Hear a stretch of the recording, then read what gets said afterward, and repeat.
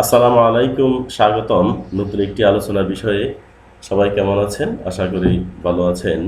আজকে আমি আলোচনা করব সাফিক্স প্রেফিক্স থেকে ইংরেজি গ্রামারের প্রেফিক্স নিয়ে। ডিয়ার ভিউয়ার্স অ্যান্ড লিসেনার্স, আমরা স্ক্রিনের দিকে লক্ষ্য করি। এখানে আমি লিখেছি প্রেফিক্স অর্থ উপসর্গ।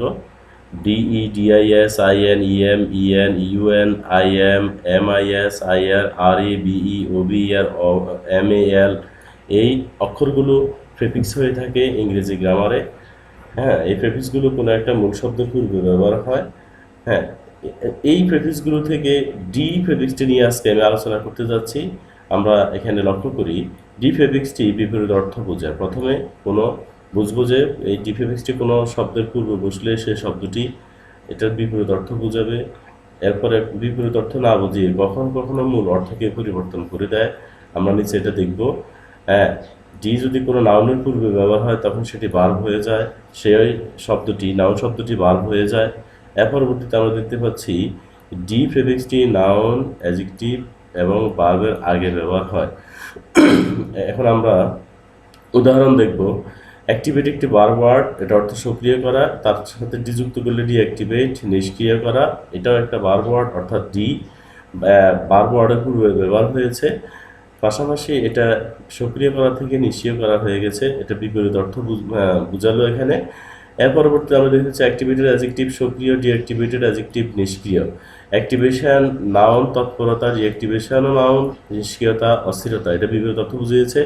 এরপর আমরা দেখতে পাচ্ছি বেজ নাউন শব্দ, এটা অর্থ হলো বৃত্তি। তার সাথে আমরা ডি যুক্ত করার ফলে সেটা ভার্ব হয়ে গেছে, তার অর্থ হলো হীনমূল্য করা, খাটো করা।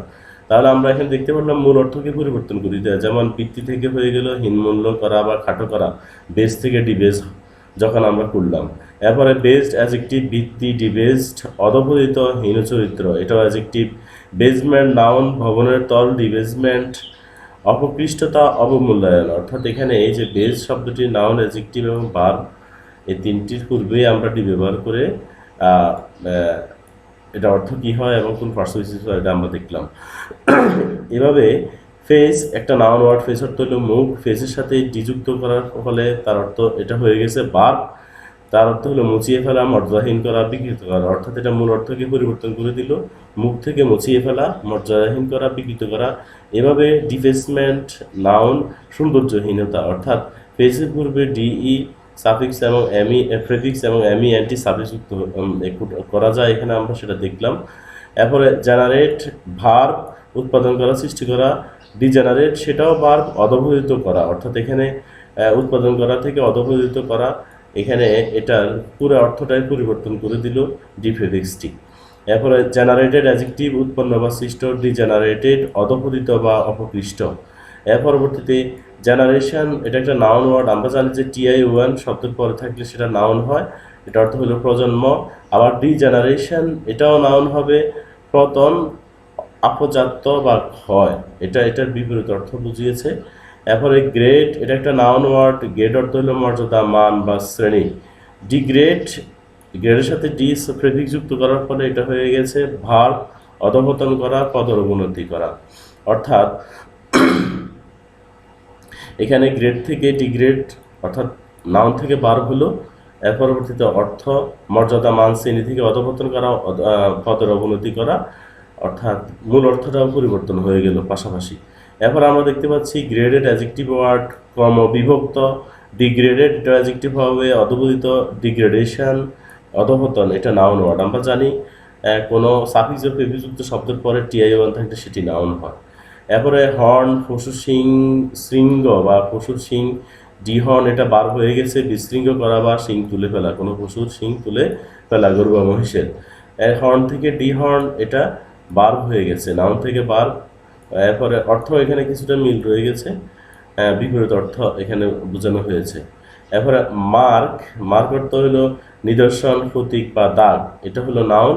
ডিমার্ক যখন আমরা করলাম প্রেফিক্স যুক্ত করে, তখন সেটার উপর সীমানা নির্দেশ করা, অর্থাৎ নাউন থেকে ভার্ব হয়ে গেল, পাশাপাশি এটার মূল অর্থটাও পরিবর্তন হয়ে গেল। এর পরবর্তীতে আমরা দেখতে পাচ্ছি ডিমার্ক এটা একটা অ্যাডজেক্টিভ ওয়ার্ড, সীমা নির্দেশ। এরপরে রেঞ্জ, রেঞ্জ এটা একটা নাউন ওয়ার্ড, পরিসর বা ব্যাপ্তি। এর সাথে ডি যুক্ত করলে হবে ডিরেঞ্জ, এটা ভার্ব হয়ে গেল। বিশৃঙ্খলা করা, এটা পরিসর বা ব্যাপ্তি থেকে বিশৃঙ্খলা করা, তাহলে আমার মূল অর্থটা এখানে পরিবর্তন হয়ে গেছে, পাশাপাশি নাউন থেকে সেটা ভার্ব হয়ে গেছে। ডিরেঞ্জমেন্ট, এটা একটা নাউন ওয়ার্ড, বিশৃঙ্খলা। আমরা জানি কোনো শব্দের শেষে অ্যামিএনটি যুক্ত থাকলে সেই শব্দটি নাউন হবে। ডিয়ার ভিউয়ার্স এন্ড লিসেনার্স, লক্ষ্য করি পার্ট অর্থ হলো অংশটা একটা নাউন ওয়ার্ড, ডিফার্ট প্রস্থান করা এটা একটা ভার্ব ওয়ার্ড, অর্থাৎ পার্টের সাথে ডিই যুক্ত করার ফলে সেটা শব্দটি ভার্ব হয়ে গেল, পাশাপাশি এটার মূল অর্থটাই পরিবর্তন হয়ে গেল, অংশ আর কোথায় হলো প্রস্থান করা। এভাবে ডিফার্টেড, হ্যাঁ, অর্থাৎ পার্টের সাথে ডিই পাশাপাশি ডিই এবং ইডি যুক্ত হলো, সাফিক্স এবং প্রিফিক্স উভয়, এটা হয়ে গেল বিগত বা মৃত। আমরা মাঝে মধ্যে বলে থাকি যে ডিপার্টেড সোল, তার মৃত আত্মা। এর পরবর্তীতে থর্ন, এটা একটা নাউন ওয়ার্ড, থর্ন অর্থ সিংহাসন, আবার ডি থর্ন এটা তখন ভার্ব হয়ে গেছে, সিংহাসনচ্যুত করা, অর্থাৎ এটার বিপরীত শব্দ অর্থ বুঝিয়েছে। এই তেমনিভাবে ডি থর্ন সিংহাসনচ্যুত, এরপরে দি থর্নমেন্ট সিংহাসনচ্যুতি, এটা একটা নাউন। আমরা জানি ইডি সাফিক্সটি যেই শব্দের পর বসবে সেই শব্দটি অ্যাডজেক্টিভ হবে, আবার এমইএনটি সাফিক্সটি যে শব্দের পর বসবে সেই শব্দটি নাউন হবে। ওকে, পরে দেখি ভ্যালু একটি নাউন ওয়ার্ড, ভ্যালু অর্থ মান, মূল্য, দাম।